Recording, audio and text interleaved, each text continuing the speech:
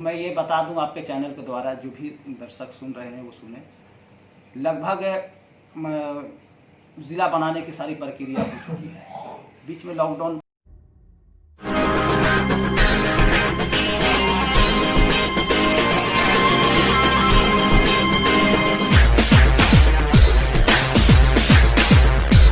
मैं मुझ कुमार सोनू और आप देख रहे हैं जीसीपी न्यूज।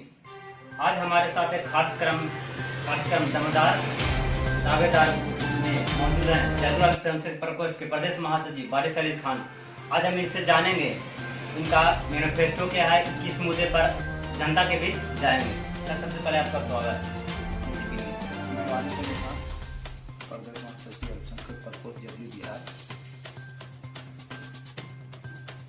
हमारे बिहार के लिए मुख्यमंत्री माननीय श्री नीतीश कुमार जी ने जो काम किया है पूरे बिहार में, जीविका विकास, शिक्षा, स्वास्थ्य, उत्तम व्यवस्था,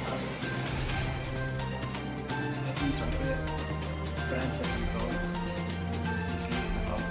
खास करके आज वर्चुअल कॉन्फ्रेंस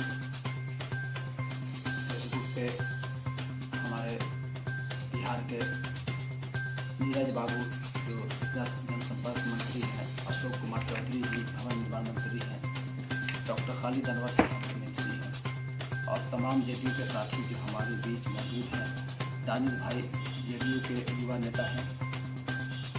उसी आज कॉन्फ्रेंस चल रहा था वर्चुअल का। तो मतलब ये है कि मुसलमानों के साथ हमारे नेता बिहार के जो मुख्यमंत्री नीतीश कुमार जी ने जो काम किया 15 वर्षों में, उसी के बारे में पूरे मुसलमानों के लिए खास करके ये वर्चुअल कॉन्फ्रेंस किया गया था। बताना यह है कि जो बिहार में मुसलमानों के लिए जो काम किए हमारे बिहार के मुख्यमंत्री नीतीश कुमार जी, वो किसी ने नहीं किया। 60 वर्षों में जो नहीं किया, सिर्फ 15 वर्षों में जो उनको मौका मिला, ये मुसलमानों के लिए जो काम किया वो कोई भी नेता नहीं किया। सन 2013 और 14 में 27,000 मुसलमानों का टीचर की बहाली की गई पूरे बिहार में। फिर उसके बाद 24,000 उर्दू अनुवाद के टीचर की भी बहाली चल रही है।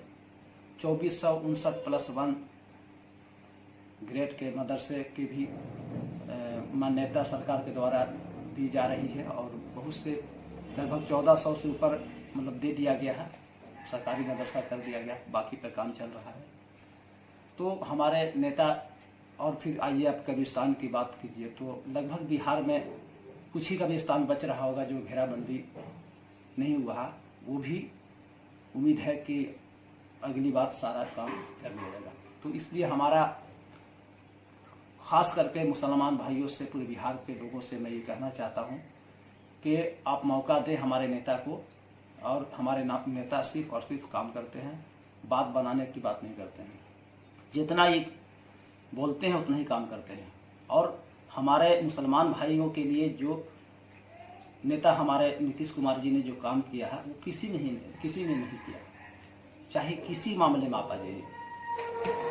इसलिए मैं अपने मुसलमान भाइयों से ये गुजारिश करना चाहता हूँ कि किसी के बहकाने पर, किसी के समझाने पे नहीं चले और हमारे नेता का साथ दें। और हमारे नेता जहाँ भी जो कैंडिडेट देते हैं उनको बढ़ चढ़ कर जिता करके विधानसभा भेजने का काम करें।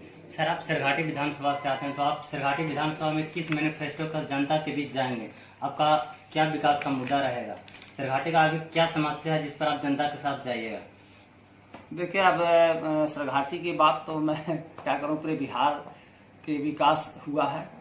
जैसे आपको बता दिया, बिजली, पानी, शिक्षा, स्वास्थ्य, सारा काम हुआ है।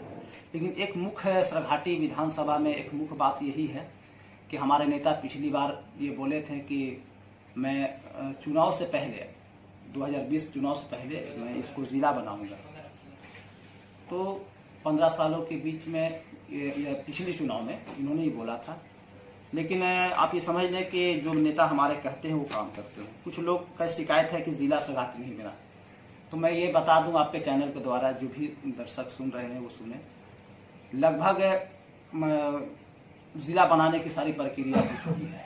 बीच में लॉकडाउन मार्च में आ गया, पूरा देश दुनिया परेशान हो गए, तो इसको घोषणा करना था, इसको घोषणा नहीं किया गया, क्योंकि अभी काफ़ी जो है फिर बीच में चुनाव भी आ गया। तो बहुत जल्द आपको सरघाटी को जिला के रूप में देखेंगे। और अगर हमारे नेता अगर हमें मौका दिया सरघाटी से, तो मैं जो कर रहा हूँ आप लोग भी देख रहे हैं, पूरी जनता देख रही है कि हमारा एक बहुत बड़ा पद नहीं है। मैं प्रदेश महासचिव हूँ संसद प्रकोष्ठ का। तो जो भी लोग हैं यहाँ के, बहुत बड़े बड़े हमारे साथी हैं, जनप्रतिनिधि हैं, वो लोग के पास नहीं जाते हैं, क्योंकि उन मिलते ही नहीं हैं, काम नहीं कर पाते हैं। और मैं एक छोटा पद लेकर के भी लोग की मदद करता हूँ, काम करता रहता हूँ। और मैं ये भी बोलना चाहता हूँ लोग को कि अगर हमारे नेता हमें मौका अगर सरघाटी से दिए, तो हम पहला जिला घोषणा करवाऊंगा सरघाटी को जिला बनाए जी।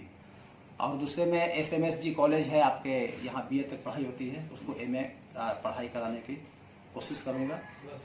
और आपके धनबाद से लेकर के, यानी कि आपको झारखंड पड़ता है, धनबाद से लेकर के आप समझ लीजिए कि उत्तर प्रदेश के बीच में कोई हॉस्पिटल नहीं है। अच्छा, बीच में, हाँ, जैसे हॉस्पिटल मतलब छोटा हॉस्पिटल, जैसे हादसा होता रहता है, एक्सीडेंट होता है, बराबर देखते हैं, आमस में भी हुआ था। तो हमारे वहाँ भी लगता है कि 9 लोग को एक ही बार मार दिया था टेम्पू में, 2 टेम्पू से आ रहे थे लोग, ट्रक में टक्कर हुआ था। हमारे तीसरे दिन सबको मुआवजा दिया गया 4-4 लाख रुपये। तो मैं ये सोच रहा हूँ कि अगर मुझे मौका मिला, मैं यहाँ से अगर नेता हमारे मौका दिए, तो मैं ट्रामा सेंटर, जो बड़ा हॉस्पिटल होता है, वो एक्सीडेंट होता है तो उसमें उसका इलाज होता है, हर तरह का इलाज होता है, हड्डी फट जाता है, टूट जाता है, उसको जोड़ देता है, पूरी बड़ी बड़ी मशीन होती है। तो मैं पहला मेरी प्राथमिकता होगी कि मैं हॉस्पिटल करवाऊँ, ट्रामा सेंटर। दूसरी है कि जिला को बनवाऊँ सरघाटी को।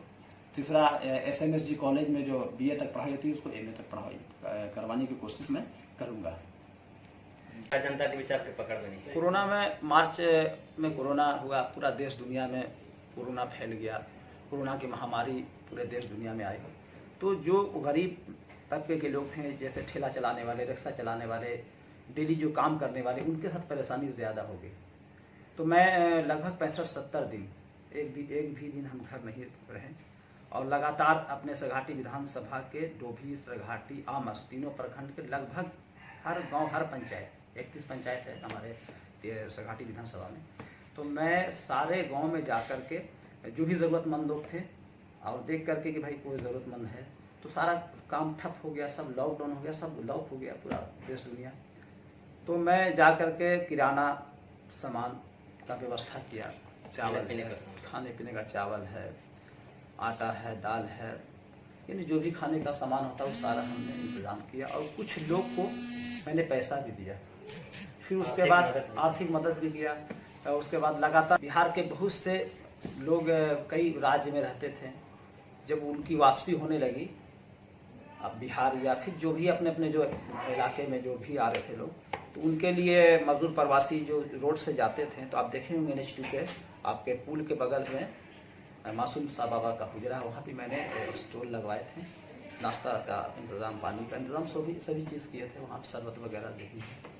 तो जो भी थे, ऐसा नहीं कोई बिहार के जो थे, बिहारी के लोग, तो वहाँ सभी, जैसे बंगाल है, उड़ीसा है, इधर ये NH2 है, काफ़ी लोग आते जाते